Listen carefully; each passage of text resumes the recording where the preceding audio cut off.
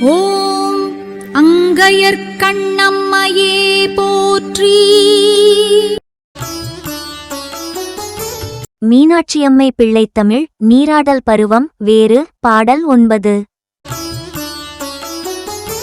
சொல் கொடியோடு மலர் கொடி கொய்து தொடுத்த விரை தொடையும் சுந்தரி தீட்டிய சிந்துரமும் இரு துங்க கொங்கிகளின் வில் கொடி கோட்டிய குங்குமமும் கொடை வெள்ளம் கொள்ளை கொள வெளியே கண்டு நின் வடிவழகு ஐயன் விழிக்கு விருந்து செய்ய.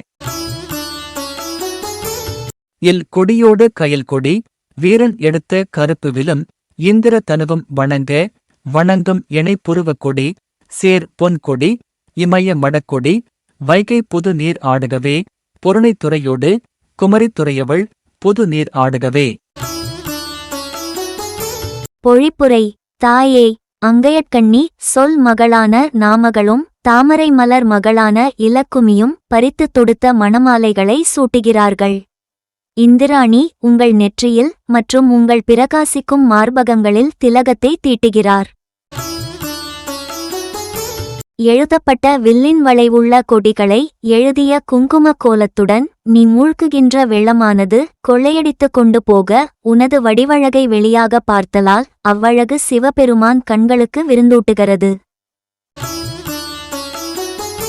கயற்கொடி வீரனான மன்மதன் மனைவியாகிய இரதியுடன் கையில் எடுத்தகரும்பு வில்லும் இந்திர வில்லும் தோற்று வணங்கும்படி வளைந்திருக்கும் புருவங்களின் ஒழுங்கையுடைய பொற்கொடியே, இமயமலை அரசன் புதல்வியாகிய இளமை பூங்கொடியே, வைகையாற்றின் புதுநீர் ஆடியருளுக. தாம்பிரபரணியாற்று தலைவனான பாண்டியனுடைய புதல்வியாகிய பொற்பாவை போன்றவளே புதுநீர் ஆடி அருளுக.